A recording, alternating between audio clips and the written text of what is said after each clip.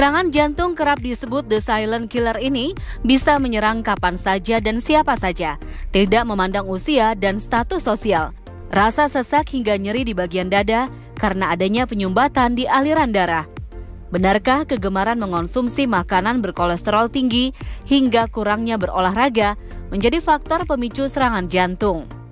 Di segmen kali ini, dokter spesialis jantung dan pembuluh darah Ade Meidian Ambari akan mengulas secara gamblang. Berikut pemaparannya di Hidup Sehat Plus. Mengalami serangan jantung bisa tak kenal waktu bahkan tempat. Penyakit the silent killer ini bisa saja menyerang Anda ketika sedang sendirian di rumah. Lalu adakah penyebab seseorang bisa terserang penyakit jantung secara tiba-tiba? Kita tahu serangan jantung, bahasa medisnya itu disebut dengan sindrom koroner akut gitu ya. Sindrom koroner akut adalah suatu keadaan di mana itu terjadi pecah pembuluh darah atau sumbatan pada pembuluh darah koroner. Kita tahu bahwa jantung itu adalah pompa, dia memompa darah ke seluruh tubuh. Dia diperdarai oleh dua pembuluh darah kecil yang disebut dengan pembuluh darah koroner, satu yang kanan, satu yang kiri bercabang dua. Kita tahu diameternya mungkin sekitar 1,5, paling besar itu 1,5 cm gitu ya. Apa yang terjadi? Kita kalau misalnya pasien dengan kolesterol tinggi, dengan darah tinggi, kena kencing manis, itu terjadi yang disebut dengan proses arteriosklerosis. Arteriosklerosis itu adalah pengendapan lemak pada dinding dalam pembuluh darah yang mengakibatkan penyempitan dari pembuluh darah koroner. Pada serangan jantung yang terjadi adalah pecah dari plak itu sendiri dan akhirnya terjadi sumbatan total. Akibatnya apa? Nyeri dada pada pasiennya, bahkan sampai bisa menyebabkan kematian yang disebut dengan henti jantung mendadak. Penyempitan pembuluh darah koroner itu terjadi karena apa? Yang disebut dengan arteriosklerosis. Proses arteriosklerosis apa sih? Arteriosklerosis adalah suatu proses di mana terjadi endapan lemak pada dinding dalam pembuluh darah. Terjadi ini paling puluhan tahun gitu, nggak dalam 1-2 tahun gitu ya, sudah lama sejak kita kecil gitu ya, di mana pola makan sangat berpengaruh, gaya hidup sangat berpengaruh gitu ya. Akibatnya apa? Pembuluh darah koroner yang diameternya 100% itu berkurang. Ya biasanya gejala nyeri itu timbul kalau dia penyempitannya lebih dari 70%. Arteriosklerosis menumpuk makin lama makin menyempit yang disebut dengan plak. Ya disebut dengan plak arteriosklerosis dan itu adalah salah satu penyebab terjadinya serangan jantung. Apabila apa? Plak ini lama-lama dinding luarnya itu menipis. Kalau dia menipis ya terjadi erosi, dia pecah, akhirnya dia menyebabkan gumpalan darah di situ dan akhirnya terjadi sumbatan. Aliran darah tidak mengalir lagi ke otot jantung dan menyebabkan serangan jantung. Tidak menjalani pola hidup sehat tentu bisa memicu Anda terserang penyakit jantung. Selain itu, kita seringkali abai dengan gejala yang muncul sejak dini. Lantas, seperti apa ya gejala serangan jantung yang patut kita waspadai? Serangan jantung itu selalu mendadak memang. Dia akan didahului oleh gejala-gejala yang terkadang kita tidak aware gitu ya, tidak peduli tentang itu ya. Satu, biasanya gejala jantung itu dimulai dengan ada nyeri dada. Ya, nyeri dada khas dari jantung adalah nyeri di dada ini. Ya, dia di dada nyeri, kemudian seperti ditusuk berat gitu ya, kayak diremes ya. Terus dia menjalar, bisa ke lengan kiri, ke pundak, seperti tercekik gitu ya, sampai tembus ke punggung. Gejala ini kalau orang yang sudah biasa punya penyakit jantung koroner yang kita bilang dengan angina pectoris stabil, biasanya gejalanya hilang timbul. Jadi kalau dia nyeri nih pada saat aktivitas, terus dia istirahat gitu ya, gejalanya hilang atau berkurang gitu ya. Tapi pada serangan jantung beda, 20 menit lebih gejala itu timbul. Jadi nyeri dadanya lebih dari 20 menit nih. Disertai apa? Biasanya ada keringat dingin, terus kemudian ada mual gitu ya, kayak dia mau muntah gitu ya. Sehingga itu tanda-tanda awal ya. Bahkan kadang-kadang ya disertai kayak mau pingsan gitu ya, pandangan kabur dan lain sebagainya. Kalau itu mulai timbul, terutama tadi nyeri dada ya atau sesak gitu ya, sesaknya nggak enak gitu ya, itu cepat harus minta pertolongan ya. Pertolongannya kemana? Ya ke dokter gitu. Kalau serangan jantung kemana? Ke rumah sakit, paling nggak ke gawat daruratnya, sehingga nanti mendapat pertolongan lebih cepat. Penanganan dini pada serangan jantung tentu harus cepat dan tepat.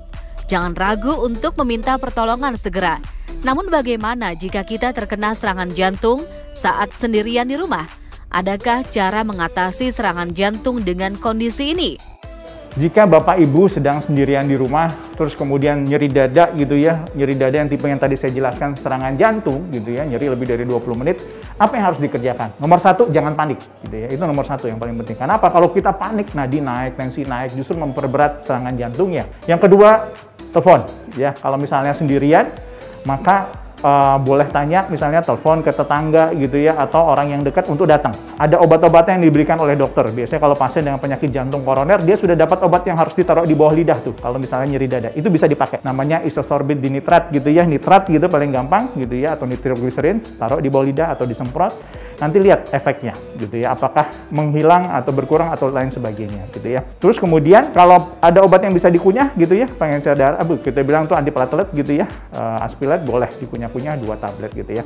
Tapi yang paling penting jangan panik, jangan sendiri, ada yang menemani. Nah, itu. Kemudian yang harus dilakukan adalah segera ke rumah sakit. Ke rumah sakit menjadi penting. Apa? Karena serangan jantung ini kita katakan time is muscle. Semakin lama maka impact-nya, ya, akibatnya akan semakin berat. Kalau nanti tidak sadar pasiennya, terus kemudian ada pendampingnya, itu sangat baik. Jadi dia pendampingnya bisa melakukan bantuan hidup dasar.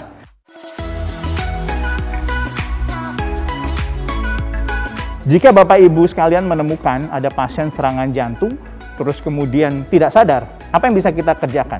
Yang kita kerjakan adalah bantuan hidup dasar, memberikan bantuan hidup dasar atau resusitasi jantung paru. Ya, caranya seperti apa? Satu, kita tentukan pasien ini betul-betul tidak sadar ya.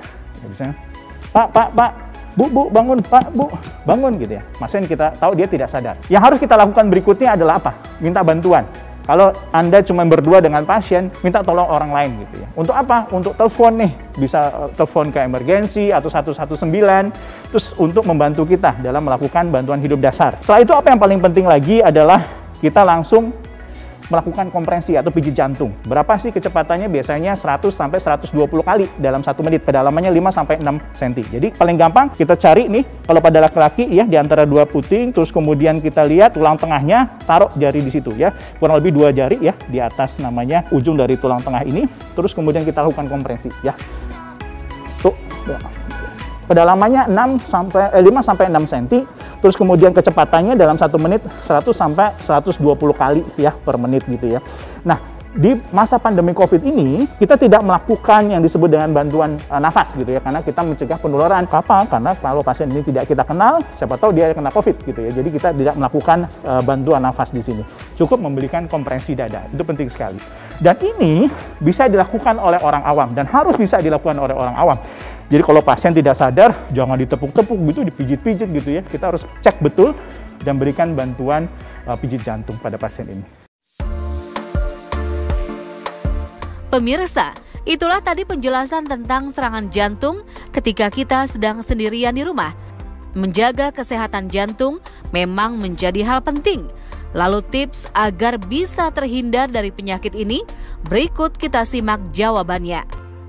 Kita tahu bahwa faktor risiko penyakit jantung koroner itu ada 5 ya. Memang 1, hipertensi. Ini bisa kita cegah dari makanan, olahraga, minum obat-obatan gitu ya. Yang kedua, misalnya dengan dislipidemia, kita sebut sebagai kolesterol yang tinggi. Kita gimana supaya kolesterolnya rendah? Kolesterol totalnya di bawah 200 ya. Kalau bisa LDL-nya di bawah 100 gitu ya. Itu kita cegah dari apa? Lifestyle, lagi-lagi dari makan, dari olahraga, kemudian dari minum obat misalnya dari dokter. Kemudian diabetes. Kita mau apa? HbA1c-nya kurang dari 7 gitu ya, sehingga nanti gula darahnya terkontrol dengan baik ya. Dan merokok tentunya berhenti merokok, tidak mengurangi rokok tapi berhenti merokok. Kita tahu bahwa rokok adalah salah satu faktor risiko ya, di harapan kita faktor risiko nomor 1 untuk terjadinya serangan jantung. Terakhir mungkin faktor keturunan, tapi itu nggak bisa kita rubah, tapi bisa kita cegah faktor lain sehingga serangan jantungnya tidak terjadi. Saya Dr. Adi Median Ambari, spesialis jantung dan pembuluh darah untuk Hidup Sehat Plus.